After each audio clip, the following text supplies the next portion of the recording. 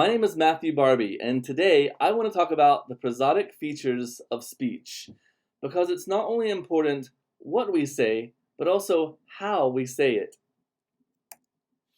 First, what is prosody? In this example, Erica ordered a hamburger. How do you know if it's a question or a statement? There's no punctuation. What if I told you that Erica was a vegetarian? Maybe you would react with surprise or shock. Erica ordered a hamburger? In this example, words are not enough to figure out the full meaning. We need something more. And in this case, we need prosody. Prosody refers to the set of variables in speech that affect how a message is communicated. For example, when we text message, use Line or Facebook Messenger, we can't always understand the full meaning with just the text on the screen. Sometimes we have to use emojis so that people understand what we want to say. Well, in speech, this is called prosody. Today, I want to talk about several features of prosody: stress, pitch, intonation, pauses, pace or the speed of talk, loudness, and also paralinguistic features and vocal effect. First, let's look at stress. Stress is the force or emphasis used on a sound, syllable, or word when we speak. Usually when we speak, we stress content words because they convey meaning, such as nouns, action verbs, adjectives, and adverbs. If you look at this picture, you can see that the flowers are highlighted. Perhaps the artist wanted us to focus solely on the flowers. Well, stress is the same thing in speech. We stress the words that we want to put more focus on. The flowers on the table look like a painting. The flowers on the table look like a painting. The flowers on the table look like a painting. In this example, I've stressed the nouns and verbs.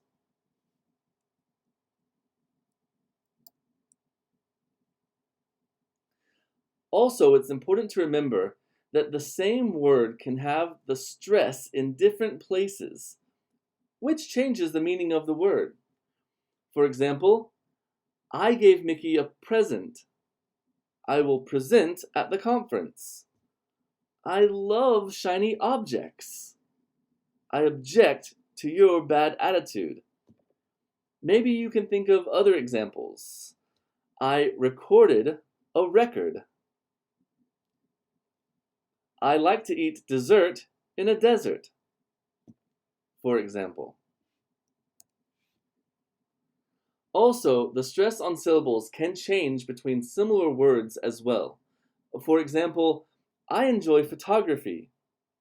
Look at this photograph. My artwork is photographic in nature. I'm a photographer.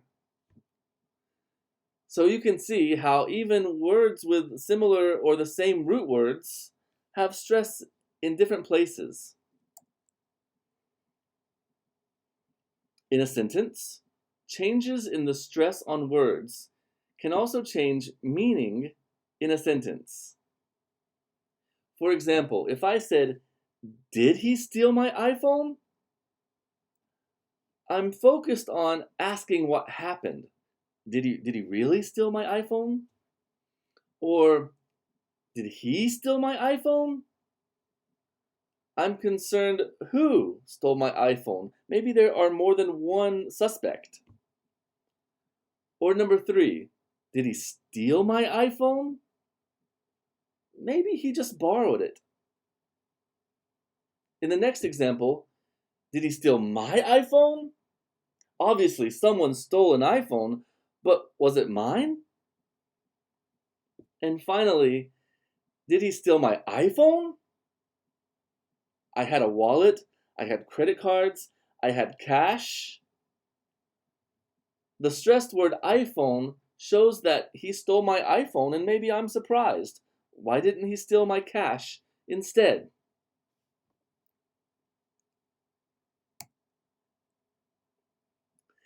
The next prosodic feature I want to talk about is pitch. Pitch is the degree of highness or lowness in a person's voice. Usually men speak with a lower pitch, while women and children tend to have a lower pitched voice. The first example, my desk is behind Anna's. In this sentence, our pitch usually falls.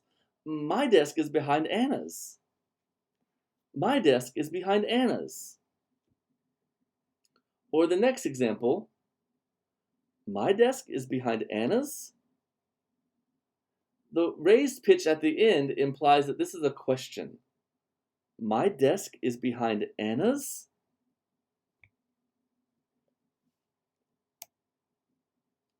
Also, pitch can sometimes indicate when things are small or large. I saw a really small animal the other day. It was so huge. Did you see how small she was? Look at that mountain. It's so big.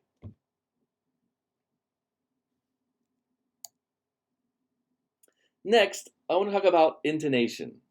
Now, intonation is connected to pitch because intonation is the pattern of rising and falling pitch that occurs when we are speaking. That looks fun. Sometimes pitch and intonation can be used to reinforce a message. For example, that looks fun. It can also be used to suggest doubt or uncertainty. That looks fun. Or let's take the other example. I don't think so. I want to reinforce the message that I don't think so. I don't think so.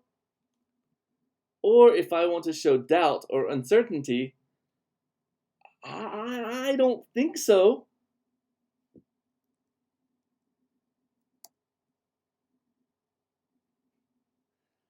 I'm not going bald. I'm not going bald. It reinforces the message. I'm not going bald. Bald. It suggests doubt or uncertainty. Next, let's talk about pauses. Pauses are brief silences in speech. Now, for every speaker, pauses have different meanings depending on the context or the purpose of speaking. For example, if you're a president delivering an address to the nation, you might have a lot more pauses than if you're in casual speech speaking with a friend. If you want to highlight and emphasize special words, sometimes you're going to have more pauses than in other contexts.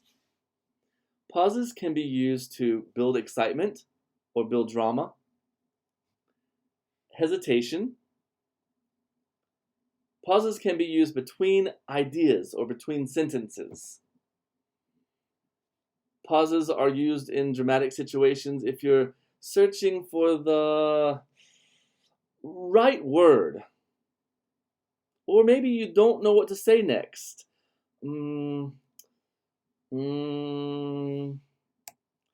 right word may be effective, but no word was ever as effective as a rightly timed pause. This was said by Mark Twain. I agree. I really think pauses are the difference between a regular communicator and a professional. Let's look at some examples of how I use pauses in these sentences. I often like to read a good book before I go to bed. I tend to like historical dramas, but I especially love a good mystery book. When I was young, I loved swimming with dolphins in the summer and manatees in the winter. You see, I grew up in Florida, and spending time in the water, surrounded by nature, was just a part of life. Wait! I, I'm running as fast as I can. Please, wait for me. And finally, and the winner is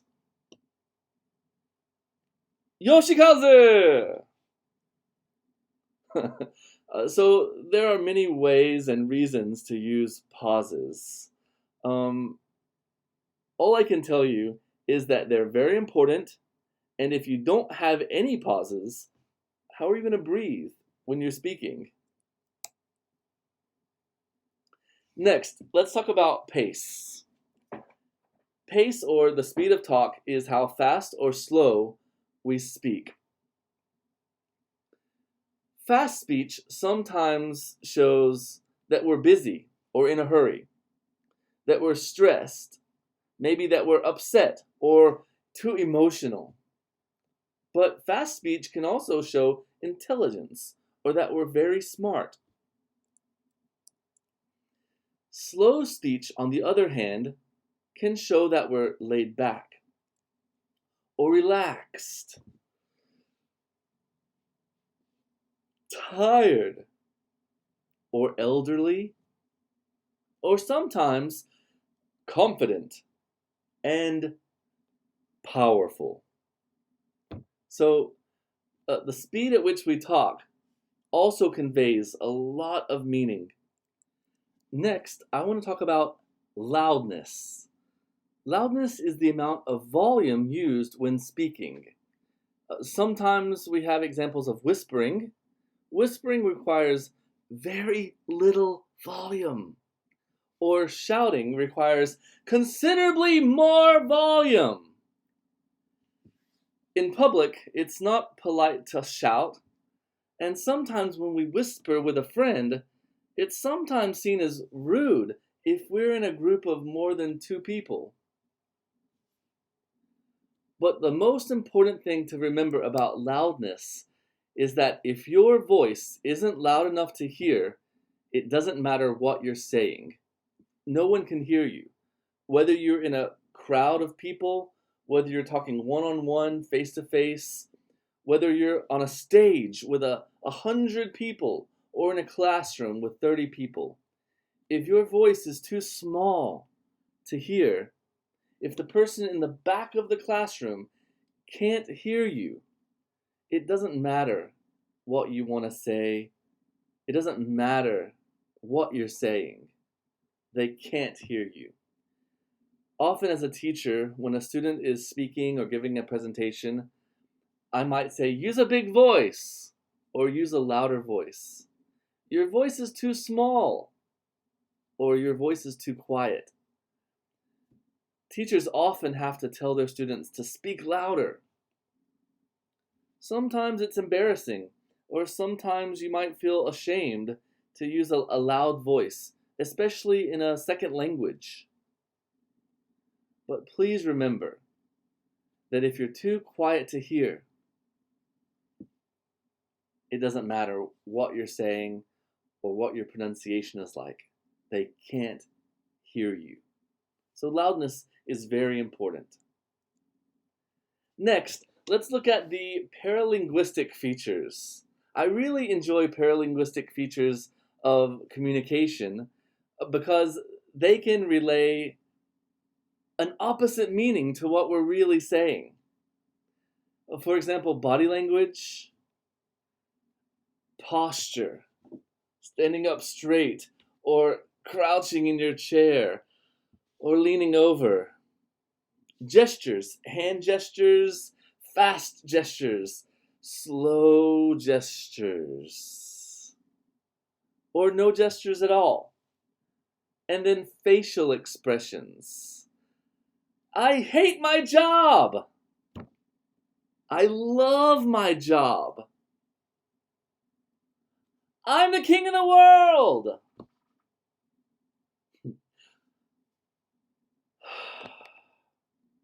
I've had such a bad day. Gestures can reinforce what we want to say, or they completely counteract what we want to say.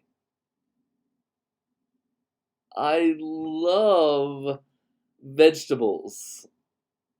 Really?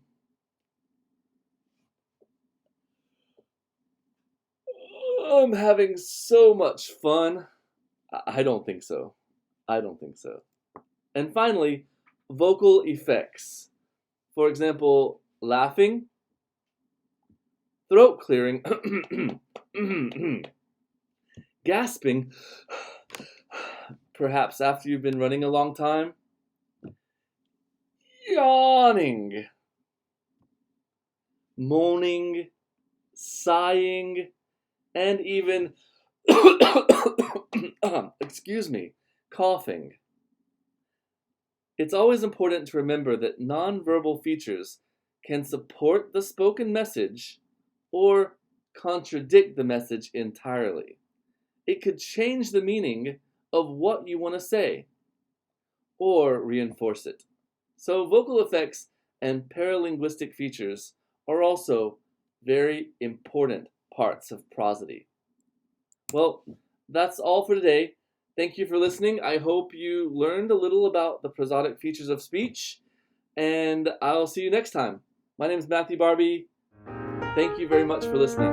Goodbye.